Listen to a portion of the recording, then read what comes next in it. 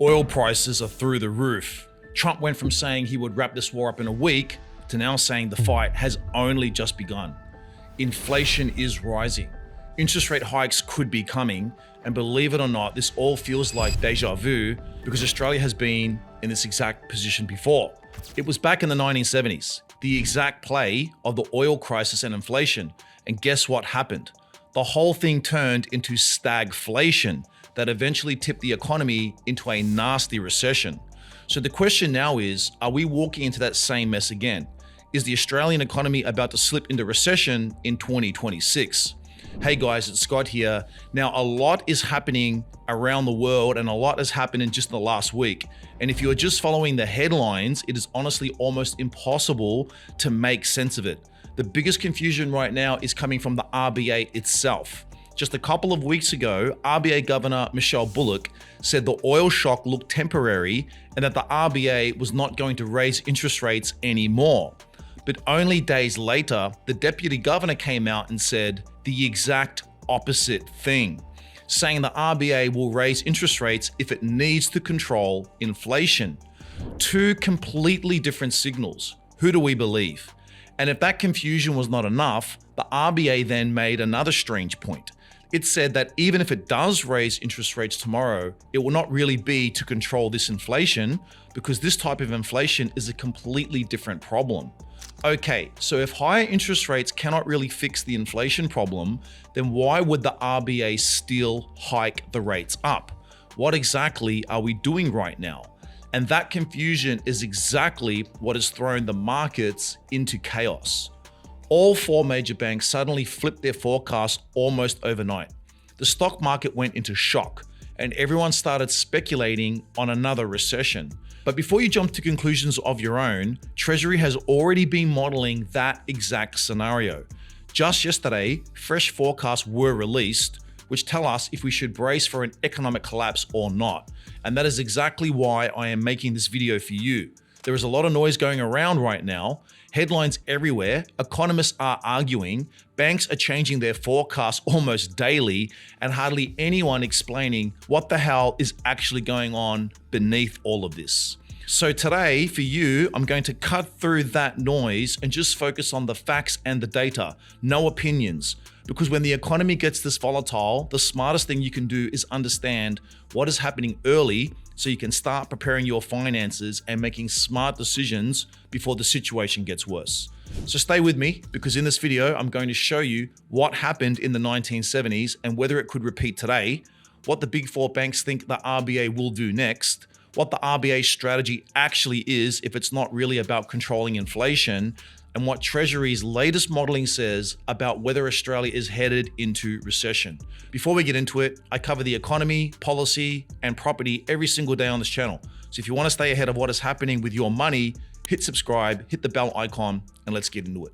Let's start with the biggest shift that happened this week because this is what triggered the panic in the markets. Only a few days after the war escalated, Michelle Bullock made it sound like the oil shock might be temporary and that the RBA was not about to rush into punishing Aussie households with more rate hikes. But that tone changed very quickly.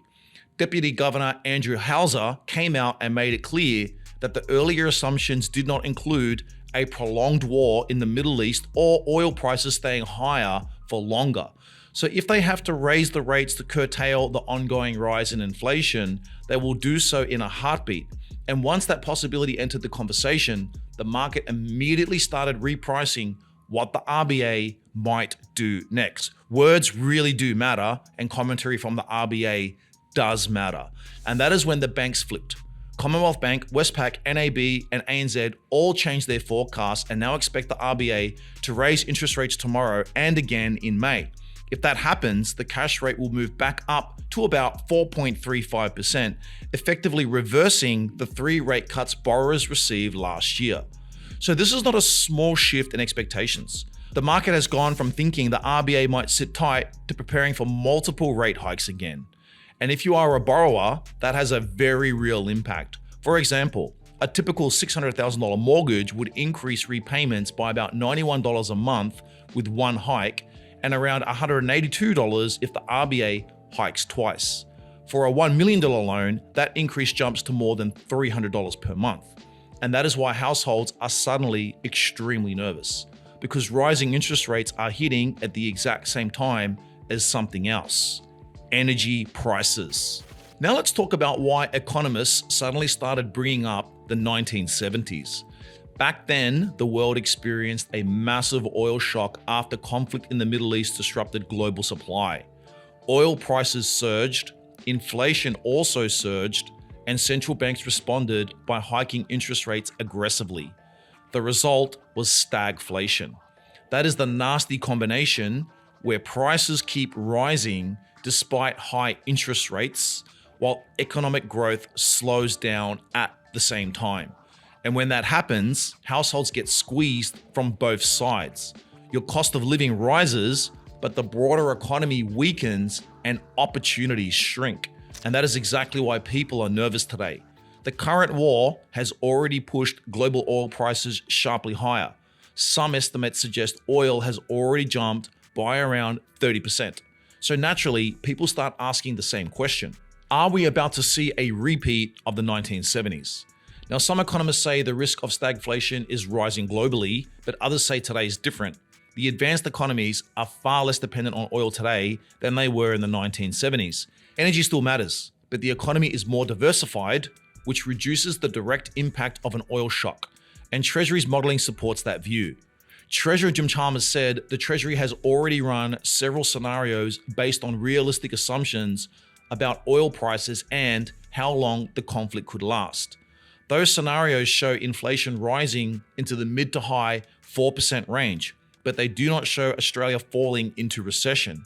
In other words, the economy could slow down a bit, but the modeling does not suggest it will shrink. You have to remember right now, the Australian economy is very, very strong. We had 2% or more GDP growth in the last 12 months. That is a strong number for a developed country. You have to also consider our unemployment is extremely low by global standards. Now, this is where things become a bit confusing, because the RBA has effectively admitted that interest rate hikes cannot really solve the core problem here. And the reason is simple. This inflation is coming from a supply shock, not a demand boom. Oil prices are rising because supply from the Middle East is under threat.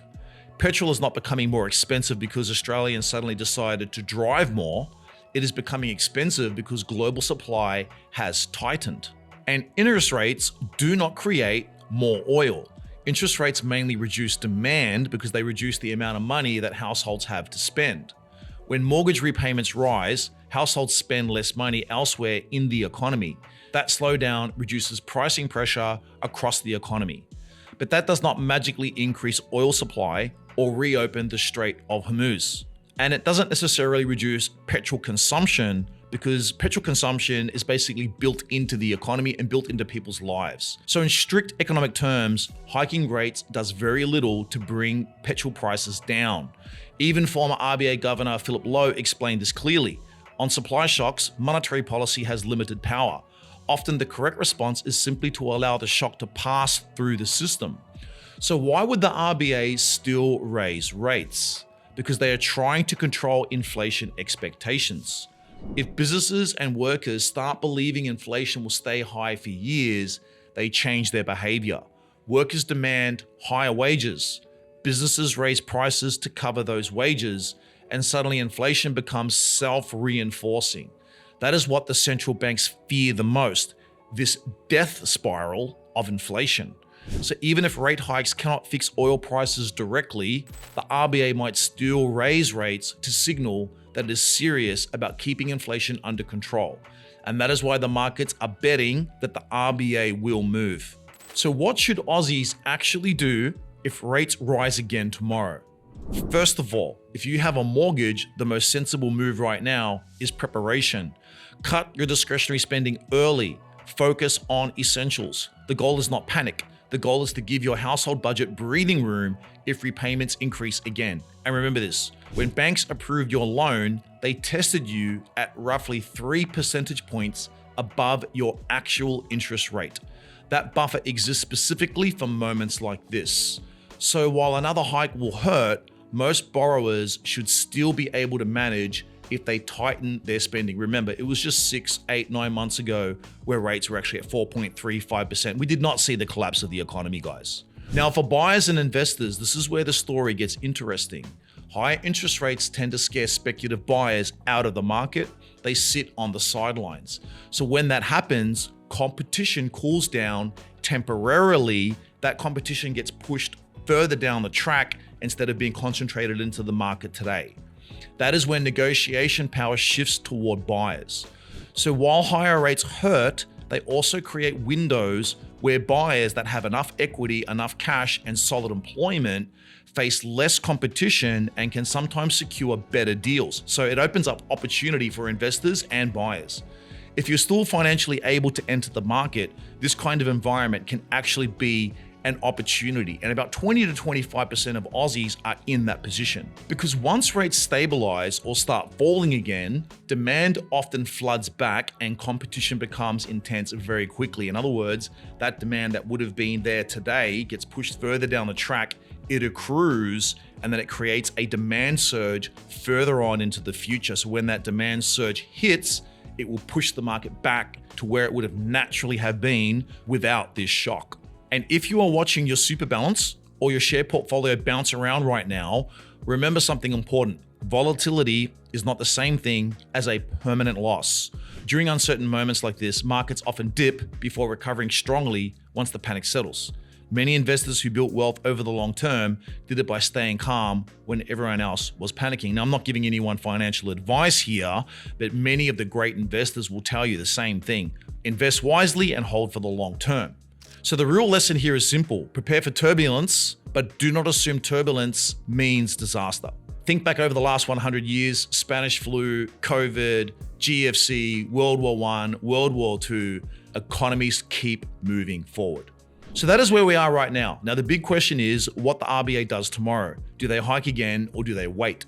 Tell me in the comments, what do you think happens next? Do you think Australia avoids recession, or do you think this could spiral into something much worse? This was your daily property update. If you found this useful, hit like, hit subscribe, and hit the bell icon, because I break down the economy, policy, and property every single day so you can stay informed and make smarter decisions with your money for the people that you care about. Stay with me over the next few weeks because there will be a lot happening and I will unpack it for you every single day. See you at the next video.